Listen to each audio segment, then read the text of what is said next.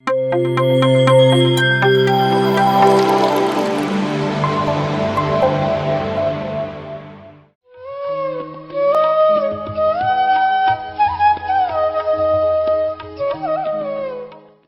ಪೂಜಾ ಕೋಣೆಯೊಳಗೆ ನಾವೆಲ್ಲ ಹೋಗ್ತೇವೆ, ಇವ್ಯಾವುದೂ ಹಾಕೊಂಡು ಹೋಗೋದಿಲ್ಲ, ಚಪ್ಪಲು ಪದವಿ ಪ್ರಶಸ್ತಿ, ಸುಮ್ಮನೆ ಹೋಗಿ ತಣ್ಣಗೆ ಶಾಂತಿ ಬೇಕು ಅಂತ ನಾವು ಕೂತ್ಕೊಳ್ತೇವೆ.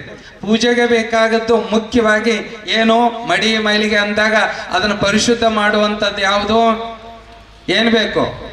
ಪೂಜೆಗೆ ಏನು ಬೇಕು? ಮುಖ್ಯವಾಗಿ ನೀರು ಬೇಕು. ನೀರಿತ್ತು ಅಂದ್ರೆ ಪೂಜೆ ಚೆನ್ನಾಗಿರ್ತದ. ಅಂದ್ರ ಇಲ್ಲಿ ನೀರು ಅಂತಂದ್ರ ಬರೀ ವಾಟರ್ ಅಂತಲ್ಲ, ಪೂಜೆಯೊಳಗ ನೀನು ಇರಬೇಕು. ನೀ ಇರು.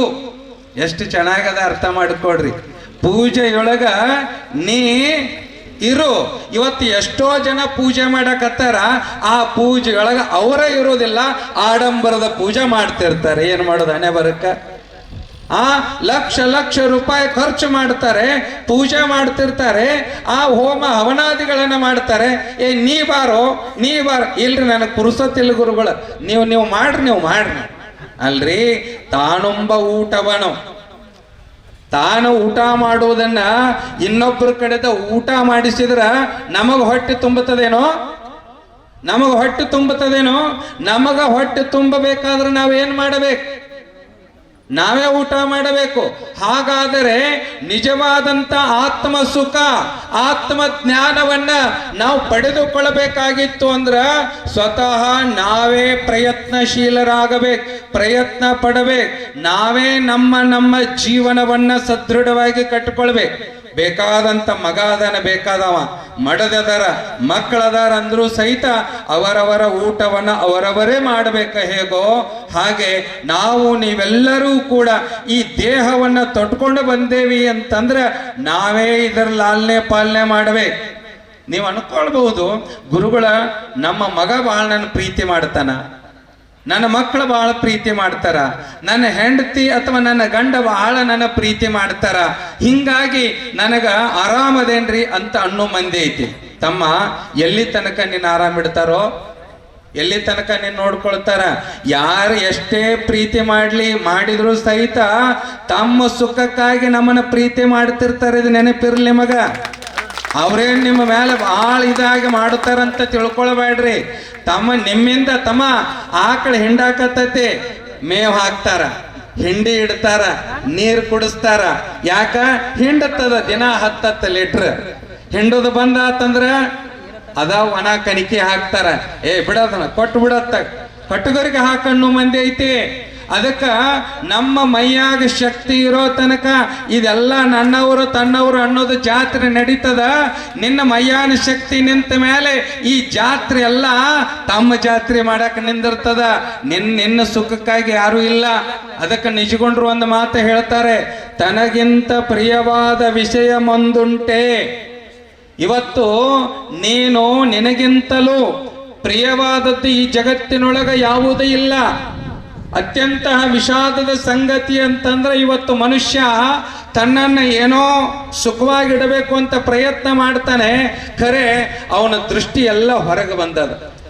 ದೇಹದ ನಮ್ಮಲ್ಲಿ ಏನೋ ಬಾಡಿ ಅವೇರ್ನೆಸ್ ಹೋಗ್ಯದ, ಮೈಂಡ್ ಅವೇರ್ನೆಸ್ ಹೋಗ್ಯದ, ಫುಡ್ ಅವೇರ್ನೆಸ್ ಹೋಗ್ಯದ, ಹೆಲ್ತ್ ಅವೇರ್ನೆಸ್ ಹೋಗ್ಯದ. ಏನು ಬೇಕಾದ ತಿನ್ನಕತ್ತೇವಿ, ಏನು ಬೇಕಾದ ಕುಡಿಯಾಕತ್ತೇವಿ.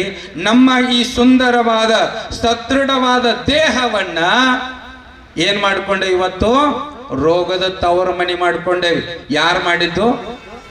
ಇಲ್ರಿ, ಅವ್ರು ಊಟ ಮಾಡಂದ್ರು ಊಟ ಮಾಡಿದ್ರಿ, ಹೊಟ್ಟಿ ಕೆಟ್ಟತ್ರಿ ಅಂದ್ರೆ ಯಾರ ತಪ್ಪು? ನೀಡಿದವ್ರ ತಪ್ಪೋ ಏನೋ ಉಂಡವ್ರ ತಪ್ಪು ರೀ? ನಾ ನಿಮ್ಮನ್ನೇ ಕೇಳ್ತೇನೆ, ನೀಡಿದವ್ರ ತಪ್ಪು ಉಂಡವ್ರ ತಪ್ಪು? ಹಂಗ ಬರೇ ಒಂದು ಊಟದ ಉದಾಹರಣೆ ಇದು. ಇಡೀ ಜೀವನದೊಳಗ ನಮಗ ಇಷ್ಟ ಇರದಿದ್ರು ಸಹಿತ ಯಾರ್ಯಾರ್ದೋ ಓಲೈಕೆಗಾಗಿ, ಅವರನ್ನ ಖುಷಿ ಪಡಿಸೋದಕ್ಕಾಗಿ, ಇವರನ್ನ ಖುಷಿ ಪಡಿಸೋದಕ್ಕಾಗಿ ನಮ್ಮ ಜೀವನವನ್ನ ಹಾಳು ಮಾಡಕೊಳ್ಳಕತ್ತೀರಿ. ಅದಕ್ಕೆ ಎಚ್ಚರಾಗ್ರಿ. ಇನ್ನು ಮೇಲಿಂದರ ಎಚ್ಚರಾಗ್ರಿ. ಹಾಗಂತ ತಿಳ್ಕೊಂಡು ಇನ್ನೊಬ್ಬರಿಗೆ ದ್ರೋಹ ಮಾಡ್ರಿ ಅಂತ ಹೇಳಕತ್ತಿಲ್ಲ. ನಿಮ್ಮ ಜೀವನವನ್ನ ಸದೃಢವಾಗಿ ಕಟ್ಟಿಕೊಳ್ಳ್ರಿ. ನಿಮ್ಮ ಜನ್ಮ ಯಾವುದಕ್ಕಾಗಿ ಬಂದದ ಅನ್ನೋದನ್ನ ಮೊದಲು ತಿಳ್ಕೊಳ್ರಿ. ಅದನ್ನ ತಿಳ್ಕೊಳ್ಬೇಕಾಗಿತ್ತು ಅಂದ್ರೆ ಬೇರೆಯವರಿಂದ ತಿಳಿಸಿದ್ದು ಅಥವಾ ತಿಳ್ಕೊಂಡದ್ದು ಮರಿತದ. ಈಗ ನಾ ಬೇಕಾದಷ್ಟು ಜಿಗದಾಡಿ ಹೇಳಿದ್ರು ಸಹಿತ ನನ್ನ ಮಾತು ಇನ್ನೊಂದು 5 ನಿಮಿಷ 10 ನಿಮಿಷ ಊಟ ಆಗೋ ತನಕ ಇರ್ತದ. ಭಾಳ ಚಲೋ ಹೇಳಿದ್ರು ಸ್ವಾಮಿಗಳು ಅಂತ. ಊಟ ಮಾಡಿ ಮನೆಗೆ ಹೋಗ್ರಿ, ಸ್ವಾಮಿಗಳು ಏನು ಹೇಳಿದ್ರು ಅನ್ನೋದು ಒಂದು ಗೊತ್ತಿರೋದಿಲ್ಲ ನಿಮಗೆ. ಬರೀ ಊಟ ಮಾಡೋದು ಅಷ್ಟೇ ಗೊತ್ತಿರ್ತದೆ. ಹುಕ್ಕಿ ಭಾಳ ಚಲೋ ಆಗಿತ್ತಪ್ಪ, ಇದು ಪ್ರವಚನ ಹೇಳಿದ್ದು ಹೋಯ್ತು, ಹುಕ್ಕಿ ಭಾಳ ಚಲೋ ಆಗಿತ್ತಪ್ಪ, ಭಾಳ ವ್ಯವಸ್ಥೆ ಮಾಡಿದ್ರು. ಅವ್ರು ಬೆಂಗಳೂರಿಂದ ಬಂದಿದ್ರು, ಅವ್ರು ಭಾಳ ಚಲೋ ಹೇಳಿದ್ರಪ್ಪ, ಇವ್ರು ಭಾಳ ಚಲೋ ಹೇಳಿದ್ರು. ಚಲೋ ಹೇಳಿದ್ರು ಬಿಡ, ಇದನ್ನ ನೀ ಏನು ತಿಳ್ಕೊಂಡಿ ಅದು ಬೇಕಾಗ್ಯದ. ಊಟ ಮಾಡಿದ್ರು ಹೊಟ್ಟೆ ತುಂಬಿತು, ಇಲ್ಲಿ ಕೇಳಿ ತಿಳಿದ ಮೇಲೆ ನಿನ್ನ ಪರಿವರ್ತನೆ ಆಗಬೇಕಲ್ಲ, ನಿನ್ನ ಜೀವನದೊಳಗೆ ಬದಲಾವಣೆ ಆಗಬೇಕಾಗಿತ್ತಲ್ಲ. ಅದಕ್ಕಾಗಿ ಬರೇ ಅವ್ರದನ್ನ ಕೇಳೋದು ಆಗಬಾರ್ದಪ್ಪ, ನಿನ್ನ ಒಳಗಿನಿಂದನ ಪರಿವರ್ತನೆ ಆಗಬೇಕು. ನಿನ್ನ ಒಳಗಿನಿಂದಲೇನೆ ಅದ. ಅವ್ರು ಏನು ಉಪದೇಶ ಇಲ್ಲಿ ವೇದಿಕೆ ಮೇಲೆ ಕುತ್ಕೊಂಡು ಮಾಡಿದಾರೋ ಅದೇ ಜ್ಞಾನ ನಿನ್ನ ಒಳಗೂ ಐತಿ. ನಿನ್ನೊಳಗೂ ಆ ಜ್ಞಾನ ಐತಿ, ಆ ಶಾಂತಿ ಐತಿ, ಆ ಸುಖ ನಿನ್ನೊಳಗ ಐತಿ. ಹಾಗಾದ್ರೆ ನೀ ಕಂಡುಕೊಳ್ಳಬೇಕಾಗಿತ್ತು ಅಂದ್ರ ಇಂತಹ ಧ್ಯಾನ ಮಂದಿರದೊಳಗೆ ಬಂದು ಕೂತ್ಕೋ, ಶ್ರಮ ವಹಿಸು. ಈಗ ಡಾಕ್ಟರ್ ಕಡೆಗೆ ಹೋದ್ವಿ ಅಂದ್ರೆ ಡಾಕ್ಟರ್ ಭಾಳ ಸೀರಿಯಸ್ ಐತ್ರಿ ಅಥವಾ ಭಾಳ ಸೀರಿಯಸ್ ಇಲ್ಲ, ಬರೇ ಹೊಟ್ಟೆ ನೋವು, ತಲೆನೋವು, ಜ್ವರ ಇತ್ತು ಅಂದ್ರೆ ಡಾಕ್ಟರ್ ಬಹಳ ಯಾಕೋ ಆರಾಮಿಲ್ಲಾಗಿತ್ತೆ, ಒಂದೆರಡು ಗುಳಿಗೆ ಕೊಡು ಅಂದ್ರೆ ಗುಳಿಗೆ ತಗೋತೇವೆ ಸರಿಯಾದ ಸಮಯಕ್ಕೆ. ಭಾಳ ಸೀರಿಯಸ್ ಇತ್ತು ಅಂದ್ರೆ ಇಂಜೆಕ್ಷನ್ ಮಾಡ್ತಾರೋ, ಆಪರೇಷನ್ ಮಾಡಬೇಕು ಅಂದ್ರೆ ಮಾಡ್ರಿ, ಬೇಕಾದ ಕೊಯ್ರಿ ಕಡೆ, ಬೇಕಾದಾಗಲಿ ಕರೆ, ನಾನು ಆರಾಮಾಗಬೇಕು ಅಂತ ಬಯಸ್ತಾನ. ಅಲ್ಲ, ಡಾಕ್ಟ್ರು ರೊಕ್ಕ ತಗೊಂಡು ಕೊಯ್ಯಾಕತ್ರ ಕೊಯ್ಸ್ಕೊಳ್ತೀರಿ, ಚುಚ್ಚಾಕತ್ರ ಚುಚ್ಚಿಸ್ಕೊಳ್ತೀರಿ, ಹೌದಲ್ಲೋ? ಹಾಗಾದ್ರೆ ಇಲ್ಲಿ ಬಂದು ಕೂತ್ಕೊಂಡು ಯಾವ ಖರ್ಚಿಲ್ಲ, ಯಾವ ನೋವಿಲ್ಲ, ಯಾವ ಸೈಡ್ ಇಫೆಕ್ಟ್ ಇಲ್ಲ, ನಿನ್ನ ಆರೋಗ್ಯ, ಆನಂದ, ಅತ್ಯಂತ ಜೀವನದ ಉತ್ಸಾಹವೇ ನಿನಗೆ ಬರ್ತದ. ಬಂದು ಇಲ್ಲಿ ಕುತ್ಕೊಂಡು ಒಂದಿಷ್ಟು ಕಣ್ಣು ಮುಚ್ಕೊಂಡು ಧ್ಯಾನ ಮಾಡು ಅಂತಂದ್ರ ನೋಟ್ ಐ ಎಮ್ ಅಂತ ಹೇಳ್ತೇವಲ್ಲ, ಐ ಎಮ್ ಬಿಸಿ ಅಂತ ಹೇಳ್ತೇವಲ್ಲ. ನಾಳೆ ಕಾಲ ಯಮದೂತರು ಬಂದು ಕಾಲಿಡಿದು ಎಳೆವಾಗ ತಾಳೆಂದರೆ ಬಿಡುವನೆ. ನಾಳೆ ಯಮ ಬಂದು ಎಳ್ಕೊಂಡು ಹೊಂಟಂದ್ರೆ ಇಲ್ಲಪ್ಪ ನಾನು ಮನೆ ಕಟ್ಟೆ, ನಾಳೆ ಓಪನಿಂಗ್ ಐತಿ, ಮಗಳದ್ದು ಡೆಲಿವರಿಗೆ ಬಂದಾಳ, ಆ ಮೊಮ್ಮಗಳು ಬರ್ತಾಳ, ನಾಳೆಗೆ ಬರ್ತೇನೆ ಅಂದ್ರೆ ಬಿಡ್ತಾರೇನೆ ಯಮದೂತರು? ಬಿಡೋದಿಲ್ಲ. ಹಾಗಾಗಿ ನಾನು ಕೇಳ್ಕೊಳ್ಳೋದು ಇಷ್ಟೇ, ನಾನು ಯಾರನ್ನೂ ಓಲೈಸುವುದಕ್ಕಾಗಿ ಹೇಳ್ತಾ ಇಲ್ಲ. ಇವತ್ತು ನಾವು ಎಲ್ಲಾದರೂ ದೇವಸ್ಥಾನಗಳಿಗೆ, ಗುಡಿಗಳಿಗೆ ಹೋದ್ರೆ ಅಲ್ಲಿ ಎದುರಿಗೆ ಒಂದು ದೇವರು ಇರ್ತದ, ನಮಸ್ಕಾರ ಮಾಡ್ತೇವೆ, ಅದ ದೇವರಾಗಿರ್ತದ. ನಾವೇನಾಗಿರ್ತೇವೆ? ಮನುಷ್ಯರಾಗಿರ್ತೇವೆ ಅಥವಾ ಭಕ್ತರಾಗಿರ್ತೇವೆ. ದೇವಸ್ಥಾನಗಳಿಗೆ ಹೋದಾಗ ದೇವರು ಬೇರೆ ಇರ್ತದ, ಶಿಷ್ಯ ಅಥವಾ ಭಕ್ತ ಬೇರೆ ಕಡೆಗೆ ಇರ್ತಾನ. ಆದ್ರ ಒಂದು ಶ್ರೇಷ್ಠವಾದ ಧ್ಯಾನ ಮಂದಿರದೊಳಗ, ಪಿರಾಮಿಡ್ ಧ್ಯಾನ ಮಂದಿರದೊಳಗ ಹೋಗಿ ಕಣ್ಣು ಮುಚ್ಕೊಂಡು ನೀವು ಧ್ಯಾನ ಮಾಡಿದ್ರಿ ಅಂತಂದ್ರ ನಿಮ್ಮೊಳಗ ದೇವರ ಪ್ರಕಟ ಆಗ್ತಾನ. ಇದು ಧ್ಯಾನದ ಮಹತ್ವ. ನಾವು ಬರೀ ಮನುಷ್ಯರು ಅನ್ಕೊಂತ ಕೂತ್ಕೊಂಡೇವಿ. We are not only man, we are also god. ನಾವು ದೇವ ಸ್ವರೂಪರಿ. ನಿಮಗೆ ಇನ್ನೊಂದು ಹೇಳ್ತೀನಿ, ಬಹಳ ಜನ ಸಮಯ ಆಗ್ಯದ, ಏನ್ ಮಾಡೋದು, ನಿಮಗೆ ಹೇಳಬೇಕಾದ ವಿಷಯ ಬಹಳ ಐತಿ. ಇವತ್ತು ನೀವು ಬರೋದ 12 ಗಂಟೆಗೆ, ಮತ್ತೆ ಏನು ಮಾಡೋದು? ನಾವರ ಕರೆಕ್ಟ್ 10 ಗಂಟೆಗೆ ಬಂದು ಕೂತ್ಕೊಂಡಿದ್ದೆ ನಾನು. ಇಲ್ರಿ, ಇನ್ನ ಯಾರೂ ಬಂದಿಲ್ಲ, ಇನ್ನೂ ಯಾರೂ ಬಂದಿಲ್ಲ, ಈಗ ಚಲೋ ಮಾಡೋದು ಬೇಡ, ಈಗ ಚಲೋ ಮಾಡೋದು ಬೇಡ, ಎಲ್ಲಾರು ಬರ್ಲಿ ಅಂತೇಳಿ ಚಲೋ ಮಾಡೋದ 12ಕ್ಕೆ ಚಲೋ ಮಾಡಿದ್ರು. ಮತ್ತೆ ಟಾರ್ಗೆಟ್ 2 ಗಂಟೆ ಕ್ಲೋಸ್ ಆಗಬೇಕು ಅಂತ. ಯಾಕಂದ್ರ ಇದು ನಮ್ಮ ಚಿಂತೆ ಅಲ್ಲ, ನಿಮ್ಮ ಚಿಂತೆ ಸಂಬಂಧ. ಪಾಪ ಹೊಟ್ಟೆ ಹಸ್ತಿರ್ತಾವು ಅಲ್ರಿ, ಹೊಟ್ಟೆ ಹಸದದ್ ಗೊತ್ತಾಗ್ತದ, ನಮಗೆ ನೆತ್ತಿ ಹಸದದ್ದು ಯಾಕೆ ಗೊತ್ತಾಗೋದಿಲ್ಲ ಈ ಮನುಷ್ಯನಿಗೆ? ಜ್ಞಾನದ ಹಸಿವಾಗ್ಯತಂತೇಳಿ ಒಬ್ಬರ ಗುರುಗಳ ಹತ್ರ ಬಂದಿರಣ, ಗುರುಗಳ ನಮಗೆ ಜ್ಞಾನವನ್ನ ಕೊಡ್ರಿ, ಆತ್ಮಜ್ಞಾನವನ್ನ ಕೊಡ್ರಿ ಅಂತ ಒಬ್ಬರ ಬಂದಿರೇನು? ಎಲ್ಲಿಯವರೆಗೆ ನಾವು ಜ್ಞಾನಕ್ಕಾಗಿ ಹಂಬಲಿಸುವುದಿಲ್ವೋ, ಓಡೋಡಿ ಬಂದು ಈ ಧ್ಯಾನ ಮಂದಿರದೊಳಗೆ ನಾವು ಕೂತ್ಕೊಳ್ಳೋದಿಲ್ವೋ, ಕುಳಿತುಕೊಂಡು ನಮ್ಮ ಸ್ವಸ್ವರೂಪದ ನಿಜವಾದ ಆನಂದವನ್ನ ಅನುಭವಿಸುವುದಿಲ್ವೋ, ಅಲ್ಲಿವರೆಗೂ ಈ ಲೌಕಿಕವಾದ ಪದವಿ, ಪ್ರಶಸ್ತಿ, ಅಧಿಕಾರ, ಅಂತಸ್ತು, ಬೆಳ್ಳಿ, ಬಂಗಾರ, ರೊಕ್ಕ, ರೂಪಾಯಿ ಧನ ಕನಕಾದಿಗಳು ಎಲ್ಲವೂ ಕೂಡ ವ್ಯರ್ಥನೆ, ಇವು ಯಾವತ್ತೂ ನಮಗೂ ಸುಖ ಕೊಡೋದಿಲ್ಲ ಅನ್ನೋದು ನಾವೆಲ್ಲರೂ ಕೂಡ ಸ್ಪಷ್ಟವಾಗಿ ತಿಳ್ಕೊಳ್ಬೇಕು. ಮನುಷ್ಯ ವಸ್ತುಗಳಿಗೆ ಕಿಮ್ಮತ್ತು ಕೊಡಕತ್ತಾನ, ಬೆಳ್ಳಿ ಬಂಗಾರ ರೊಕ್ಕ ರೂಪಾಯಿ ವಸ್ತುಗಳಿಗೆ ಕಿಮ್ಮತ್ತದ, ಆದ್ರೆ ತನ್ನ ಕಿಮ್ಮತ್ತು ಏನಾಗ್ಯದ? ತನ್ನ ಕಿಮ್ಮತ್ತು ಕಳ್ಕೊಂಡು ವಸ್ತುಗಳ ಕಿಮ್ಮತ್ತು ದೊಡ್ಡ ಮಾಡೋದು ಬೇಡಪ್ಪ. ನಿನ್ನ ಜೀವನವನ್ನ ಉತ್ಸಾಹಭರಿತವಾಗಿ ಇಟ್ಕೋ, ನಿನ್ನ ಜೀವನವನ್ನ ಆನಂದವಾಗಿ ಕಳಿ, ಆರೋಗ್ಯವಾಗಿ ಕಳಿ. Every day is celebration, every day is new year, new day. ನಮಗೆಲ್ಲ ಬರೀ ಡಿಸೆಂಬರ್ 31 ಬಂದಾಗ ಅಷ್ಟೇ ಹೊಸ ವರ್ಷ ಅಲ್ಲ, ಜನವರಿ ಬಂದ್ರೆ ಅಷ್ಟೇ ಹೊಸ ವರ್ಷ ಅಲ್ಲ. ಪ್ರತಿ ಶ್ವಾಸವೂ ಕೂಡ ನಮಗೆಲ್ಲ ಹೊಸ ಜನ್ಮವನ್ನ ಕೊಡುತ್ತದೆ. ಇದು ನೆನಪಿರಲಿ ನಮಗ. Every breath is new birth, every breath is new birth. ಪ್ರತಿ ಉಸಿರು ಕೂಡ ಹೊಸ ಜನ್ಮವನ್ನ ಕೊಡುತ್ತದೆ. ಹಾಗಾಗಿ ತಮ್ಮ ಉಸಿರನ್ನ ಬಿಡಬೇಡ, ಉಸಿರನ್ನ ಹಿಡಿ, ಉಸಿರಿನ ಕಡೆ ಗಮನ ಕೊಡು. ಯಾಕಂದ್ರೆ ಉಸಿರು ನಿನ್ನ ಕೈಯೊಳಗಿಲ್ಲ, ನಿನ್ನೊಳಗ ಉಸಿರಿರೋ ತನಕ ಆ ಉಸಿರನ್ನ ಸಾರ್ಥಕ ಮಾಡಿಕೋ. ಉಸಿರು ನಿಂತ ಮೇಲೆ ನಿನ್ನ ಹೆಸರು ಹೇಳತಾರ, ಆಮೇಲೆ ಮುಂದೈತದ ನಿಮಗೆ ಗೊತ್ತದಲ್ಲ. ಅದಕ್ಕಾಗಿ ನಾ ಹೇಳ್ಕೊಳ್ಳೋದು, ಉಸಿರಿರೋ ತನಕ ಈ ಜೀವನವನ್ನ ನಾವೆಲ್ಲ ಸಾರ್ಥಕ ಮಾಡಿಕೊಳ್ಳೋಣ. ಬಹುಶಃ 5 ವರ್ಷಗಳ ಹಿಂದೆ ಅತ್ಯಂತ ಅನೇಕ ಒಂದು ದೊಡ್ಡ ಪ್ರಯತ್ನ, ಶತಾಯ ಶಂಕರಟ್ಟಿಯೊಳಗ ಒಂದು ಪಿರಮಿಡ್ ಮಾಡಲೇಬೇಕು ಅಂತ ತಿಳ್ಕೊಂಡು ವಿಶಾಲಾಕ್ಷಿ ಮೇಡಮ್ ಅವರು, ರಂಗಣ್ಣವರು, ನಮ್ಮ ಗೌಡ್ರು, ಮಲ್ಲನ ಗೌಡ್ರು ಬಹಳ ಅದ್ಭುತ ಪರಿಶ್ರಮವನ್ನ ಪಟ್ಟರು. ಈ ಭಾಗದೊಳಗ ಗೊತ್ತೇ ಇರಲಿಲ್ಲ ಪಿರಾಮಿಡ್ ಅಂದ್ರೆ.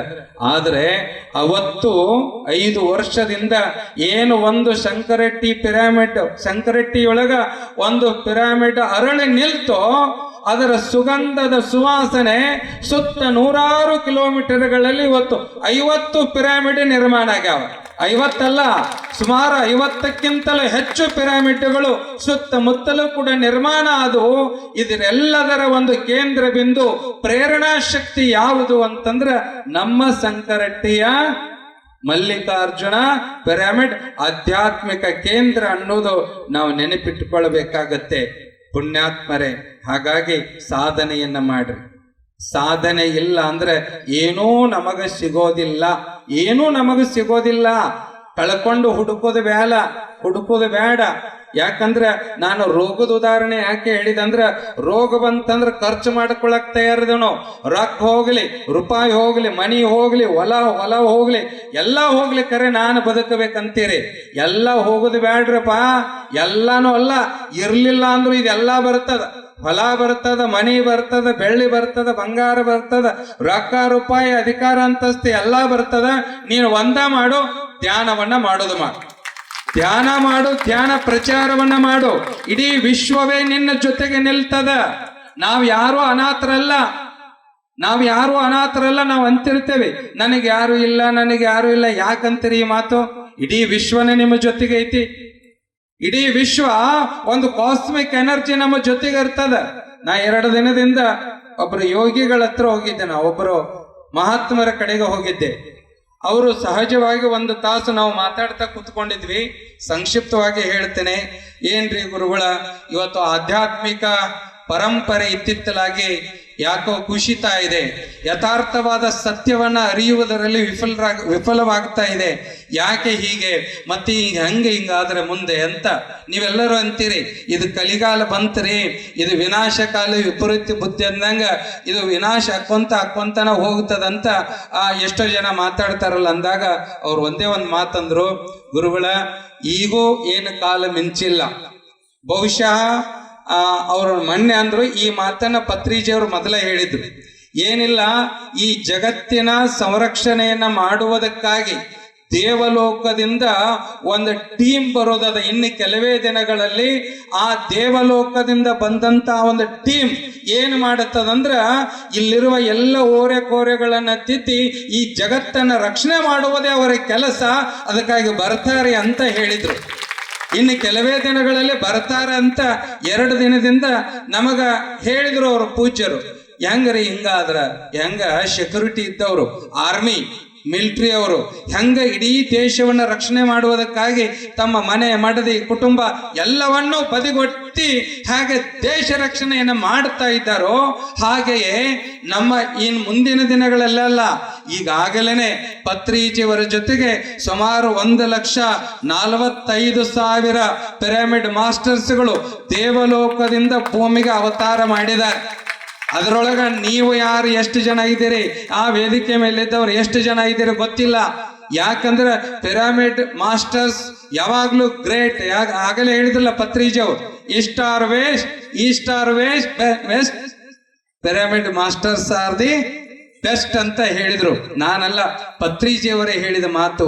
ಅದಕ್ಕೆ ಈ ಮುಂದಿನ ದಿನಗಳಲ್ಲಿ ಪಿರಮಿಡ್ ಮಾಸ್ಟರ್ಸು ಬಹಳ ಅಭಿಮಾನ ಪಡಬೇಕು, ಬಹಳ ಆನಂದ ಪಡಬೇಕು.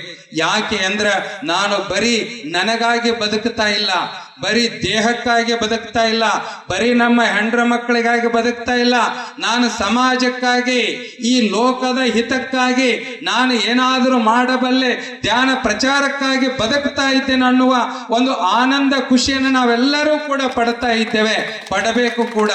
ಅದಕ್ಕ ಬಹಳ ಬೇಗ ಯಾರ್ಯಾರು ಧ್ಯಾನ ಮಾಡ್ತಾ ಇಲ್ಲ ಬೇಗ ಧ್ಯಾನಕ್ಕೆ ಬರ್ರಿ, ಧ್ಯಾನಕ್ಕೆ ಬಂದ್ರೆ ಅಂದ್ರೆ ನಿಮಗೊಂದು ದೊಡ್ಡ ಅಸ್ತ್ರ ಸಿಗುತ್ತದೆ. ನಿಮಗಿಷ್ಟು ಆನಂದ ಬರ್ತದ, ಆತ್ಮವಿಶ್ವಾಸ ಬರ್ತದ. ಈ ಜಗತ್ತೇ ವಿರೋಧ ಆದರೂ ಸಹಿತ, ಈ ಜಗತ್ತಿನೊಳಗ ಎಂತಹ ಕೆಟ್ಟ ಶಕ್ತಿ ಇದ್ರೂ ಸಹಿತ ಅದನ್ನ ಮಟ್ಟ ಹಾಕುವಂತ ಶಕ್ತಿ, ಆತ್ಮವಿಶ್ವಾಸ, ಧೈರ್ಯ, ಸ್ಥೈರ್ಯ ಅದು ಯಾರಿಗಾದ್ರೂ ಬರ್ತಾ ಇದ್ರೆ ಅದು ಪಿರಮಿಡ್ ಮಾಸ್ಟರ್ಸ್ ಗಳಿಗೆ ಬರ್ತದ. ಇಡೀ ವಿಶ್ವ ಅವರ ಶಕ್ತಿಯಾಗಿ ನಿಲ್ತದ, ಇಡೀ ವಿಶ್ವವೇ ಅವರ ಜೊತೆಗೆ ಒಂದು ದೊಡ್ಡ ಶಕ್ತಿಯಾಗಿ ನಿಲ್ತದ. ಯಾವತ್ತೂ ಅಂಜಬೇಡ್ರಿ, ಇಲ್ಲಿದ್ದವ್ರಿಗೆಲ್ಲರಿಗೆ ಹೇಳ್ತೇನೆ, ಯಾವತ್ತೂ ಅಂಜಬೇಡ್ರಿ, ಯಾವುದಕ್ಕೂ ಕೂಡ ಅಳಕಬೇಡ್ರಿ, ಭಯ ಭೀತಿಯನ್ನು ಬಿಟ್ಟು ಬಿಡ್ರಿ. ಯಾಕಂದ್ರೆ ನೀವು ಬದುಕುತ್ತಾ ಇರೋದು ನಿಮಗಾಗಿ ಅಲ್ಲ, ಈ ಸಮಾಜಕ್ಕಾಗಿ ಏನಾದರೂ ಕೊಡಬೇಕು ಅಂತ ತಿಳ್ಕೊಂಡು ಬಂದಿದ್ದೇವೆ ನಾವು ನೀವೆಲ್ಲರೂ ಕೂಡ. ಹಾಗಾಗಿ ಭಯ ಭೀತಿ ಎರಡನ್ನೂ ಬೀಸಾಕಿ ಇವತ್ತು ಆತ್ಮ ಕಲ್ಯಾಣಕ್ಕಾಗಿ, ಲೋಕ ಕಲ್ಯಾಣಕ್ಕಾಗಿ ಸದಾ ಸಿದ್ಧರಾಗಿ ಪ್ರತಿ ಉಸಿರನ್ನು ಸಾರ್ಥಕವಾಗಿ ನಾವೆಲ್ಲ ಮಾಡಿಕೊಳ್ಳೋಣ ಅನ್ನುವಂತಹ ಮಾತನ್ನ ತಿಳಿಸ್ತಾ, ವೇದಿಕೆಯ ಮೇಲೆ ನಮ್ಮ ಶ್ರೀನಿವಾಸ್ ಸರ್ ಅವರಿದ್ದಾರೆ. ಬಹುಶಃ ಅವರು ಇಡೀ ತಮ್ಮ ಮನೆ, ತಮ್ಮ ಆಸ್ತಿ ಮತ್ತು ತಮ್ಮ ಬದುಕು, ಮಡದಿ, ಮಕ್ಕಳು ಎಲ್ಲವನ್ನೂ ಅವರು ಏನಪ್ಪಾ ಅಂದ್ರೆ ಧ್ಯಾನಕ್ಕಾಗಿ ಸೀಮಿತ ಇಟ್ಟು ಧ್ಯಾನ ಪ್ರಚಾರಕ್ಕಾಗಿ ಇಡೀ ತಮ್ಮ ಬದುಕನ್ನ ಮೀಸಲಾಗಿಟ್ಟಿದ್ದಾರೆ. ಅವರ ಸೇವೆ ಬಹಳ ದೊಡ್ಡದು. ನೀವು ಅಂತೀರಿ ಆ ವೈಟ್ ಫೀಲ್ಡ್ ಅನ್ನುವಂತಹ ಒಂದು ಕ್ಷೇತ್ರದೊಳಗ, ಬೆಂಗಳೂರೊಳಗ 1 ಗುಂಟೆ ಅಲ್ಲ 1 ಇಂಚ್ ಜಾಗ ತಗೊಳ್ಬೇಕಾದ್ರೆ ನಾವೆಲ್ಲ ಹೆಣಗಾಡಬೇಕಾಗತ್ತೆ, ಕೋಟಿ ರೂಪಾಯಿ ಬಾಳುವಂಥದ್ದು. ಆದರೆ ಅಲ್ಲಿ 10 ಎಕರೆ ಜಮೀನುಗಳನ್ನ ಹೊಂದಿ ಆ ದೇವಸ್ಥಾನವನ್ನ, ಆಮೇಲೆ ಧ್ಯಾನ ಮಂದಿರವನ್ನ, ಪಿರಮಿಡವನ್ನ ಕಟ್ಟಿ ಪ್ರತಿ ಸೋಮವಾರ ಸತ್ಸಂಗವನ್ನ ನಡೆಸ್ತಾರೆ, ಧ್ಯಾನದ ತರಗತಿಗಳನ್ನ ನಡೆಸ್ತಾರೆ. ಬೇರೆ ಬೇರೆ ಮಾಸ್ಟರ್ಸ್ಗಳನ್ನೆಲ್ಲ, ಬ್ರಹ್ಮರ್ಷಿಗಳನ್ನ, ಮಹಾತ್ಮರನ್ನ, ಯೋಗಿಗಳನ್ನ ಕರೆಸಿ ಅಲ್ಲಿರುವಂತ ಎಲ್ಲ ಧ್ಯಾನಗಳಿಗೆ ನಿರಂತರ ಧ್ಯಾನ ಮತ್ತು ಅನ್ನದಾನ ಎರಡನ್ನೂ ಅಲ್ಲಿ ನಡೆಸ್ಕೊಂಡು ಬರ್ತಾರೆ ಅವರು ವೈಟ್ ಫೀಲ್ಡ್ ಒಳಗೆ, ತಮ್ಮ ಕ್ಷೇತ್ರದೊಳಗೆ. ಬರೇ ಅಲ್ಲಿ ಅಷ್ಟೇ ಅಲ್ಲ, ಇಡೀ ಪಿರಮಿಡ್ ನಾವು ವ್ಯಾಲಿ ಅಂತ ಏನು ಕರಿತೇವೆ, ಆ ಪಿರಮಿಡ್ ವ್ಯಾಲಿಯೊಳಗ ಎಲ್ಲ ಅನ್ನದಾನದ ಜವಾಬ್ದಾರಿ, ಖರ್ಚು ವೆಚ್ಚಗಳನ್ನ ಇವೊಬ್ರು ಎಷ್ಟು ಸಾಮಾನ್ಯವಾಗಿದ್ದಾರೆ ಇವರೊಬ್ಬರೇ ನೋಡ್ಕೊಂಡು ಹೋಗ್ತಾ ಇದ್ದಾರೆ. ಕೋಟಿ ಖರ್ಚಾಗಲಿ ಗುರುಗಳ, ನಮ್ದು ಆಸ್ತಿ ಅದ, ಅದು ನಮಗಾಗಿ ಏನು ಬೇಡ. 2 ಹೆಣ್ಣು ಮಕ್ಕಳದಾರ, 2 ಹೆಣ್ಣು ಮಕ್ಕಳದನ್ನ ಮದುವೆ ಮಾಡಿದ್ದಾರೆ, ಆರಾಮಾಗಿ ಆನಂದವಾಗಿ ಮಕ್ಕಳಿದ್ದಾರೆ. ಅವರಂತಾರ ಎಷ್ಟು ಕೋಟಿದ್ರು ಇದೆಲ್ಲದರ ಮುಂದೆ ಇದೆಲ್ಲ ಶೂನ್ಯ ಅಂತ ಹೇಳ್ತಾರೆ. ಇವರು ಶ್ರೀಮತಿಯವರಿದ್ದಾರೆ, ಧರ್ಮಪತ್ನಿಯವರು ವಿಜಯಲಕ್ಷ್ಮಿ ಅಮ್ಮವರು ಅಂತೇಳಿ, ಅವ್ರನ್ನ ನೆನೆಸ್ಲೇಬೇಕು. ನಾನು 1-2-3 ಸಲ ಹೋಗಿದ್ದೆ. ಫಸ್ಟ್ ಭೇಟಿ ಏನಾಯಿತು, ಸೀತಾಯನ ಫಸ್ಟ್ ಭೇಟಿ ಆದಂತಹ ಸಮಯದೊಳಗ ನಾವಂದ್ರ ಪರಿಚಯ, ಅವ್ರದ್ದು ನಮಗ್ ಪರಿಚಯ ಇಲ್ಲ, ನಮ್ಮ ಪರಿಚಯ ಅವರಿಗಿಲ್ಲ. ಆದ್ರೆ ಅವತ್ತು ಸೀತಾಯನ ಗ್ರಂಥದ ಒಂದು ಬಿಡುಗಡೆ ಸಮಾರಂಭವನ್ನ ಇಟ್ಕೊಂಡ್ರು ಅವ್ರು ಧ್ಯಾನ ಮಂದಿರದೊಳಗೆ, ಬೆಂಗಳೂರೊಳಗೆ ಹೋದ್ವಿ. ಎಂತ ಆನಂದ, ಎಂತಹ ಪ್ರೇಮ. ಇವತ್ತು ನಿರ್ಲಿಪ್ತವಾಗಿ, ನಿಷ್ಕಪಟವಾಗಿ ಬದುಕುವುದೇ ಒಂದು ದೊಡ್ಡ ತಪಸ್ಸು. ಕೈಯ ಜಪಮಾಲೆ ಹಿಡ್ಕೊಂಡು ತಪಸ್ಸು ಮಾಡೋದು ದೊಡ್ಡದಲ್ಲ.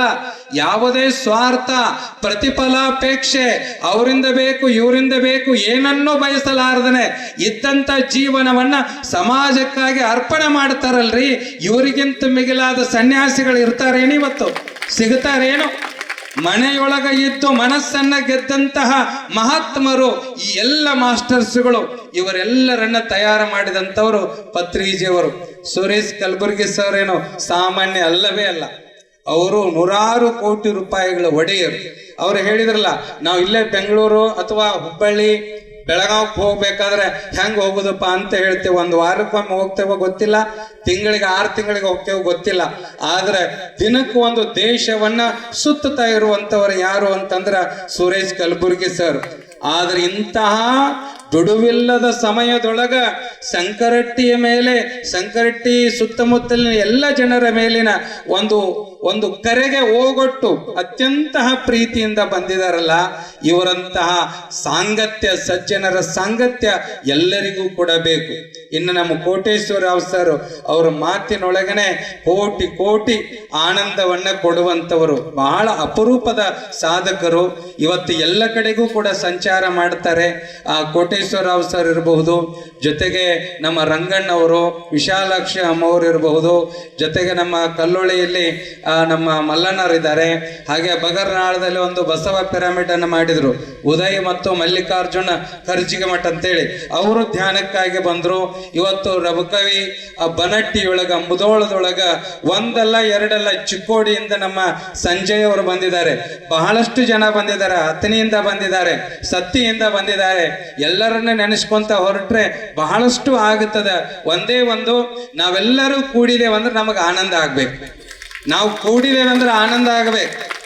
ಬೀಗರು ಬಿದ್ದರು ಅಂದಾಗ ಆನಂದ ಆಗ್ತದ, ಒಂದೊಂದು ಸಮಯದೊಳಗೆ ಹೋದ ಮೇಲೆ ದುಃಖ ಆಗ್ತದ. ಏನ್ರಿ ಹೋದ್ವಿ, ಮನೆಗೆ ಏನು ಕೊಡ್ಲೇ ಇಲ್ಲ, ನಮಗೆ ಆಯರ ಮಾಡಲಿಲ್ಲ, ನಾವು ಸುಮ್ಮನೆ ಆಯರ್ ಮಾಡಿ ಬಂದೀವಿ ನೋಡು, ನಮಗೂ ಒಂದಿಟ್ಟು ಏನಾರ ಆಯರ್ ಮಾಡಿದ್ರೆ ಚಲೋ ಇತ್ತು ಅಂತ ಅಂತಿರ್ತೇವೆ. ಆದ್ರೆ ಈ ಸಂಬಂಧ ಎಂಥದ್ದು? ಅದು ರಕ್ತ ಸಂಬಂಧ, ಇದು ಆತ್ಮ ಸಂಬಂಧ.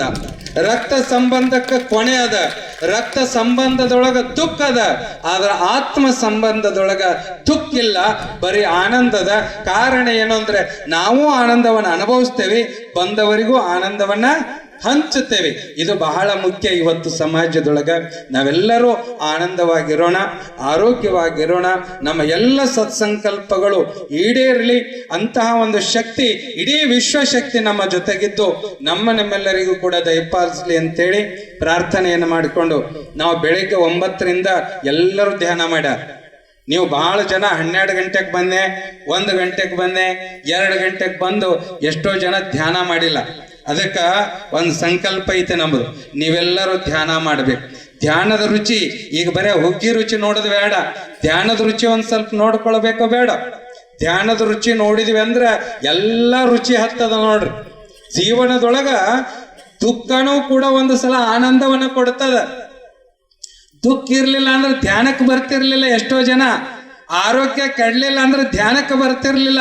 ಅವ್ರಿಗೆ ಅನಿಸ್ತದ, ಧ್ಯಾನಕ್ಕೆ ಬಂದ ಮೇಲೆ ನನ್ನ ಆರೋಗ್ಯ ಸುಧಾರಣೆ ಆಗ್ಯದ, ಇನ್ನು ಮೇಲೆ ಧ್ಯಾನ ಮಾಡೋದಿಲ್ಲ. ನಾ ಬಹಳ ದುಃಖದೊಳಗೆ ಮುಳುಗಿದ್ದೆ, ಧ್ಯಾನವನ್ನ ಕೊಟ್ರು, ಧ್ಯಾನಕ್ಕೆ ಬಂದ ಮೇಲೆ ನನ್ನ ದುಃಖ ಎಲ್ಲ ದೂರ ಆಗ್ಯದ, ನಾನು ಧ್ಯಾನ ಬಿಡೋದಿಲ್ಲ. ಜೀವ ಬಿಡ್ತೇನೆ ಖರೆ, ನಾ ಧ್ಯಾನ ಬಿಡೋದಿಲ್ಲ ಅನ್ನುವಂಥವ್ರು ಬಹಳಷ್ಟು ಜನ ಅದಾರ. ಆದ್ರೆ ಏನ್ ಮಾಡೋದು, ನಿಮಗೆ ಧ್ಯಾನದ ರುಚಿ ಹಚ್ಚಬೇಕಾಗ್ಯದ.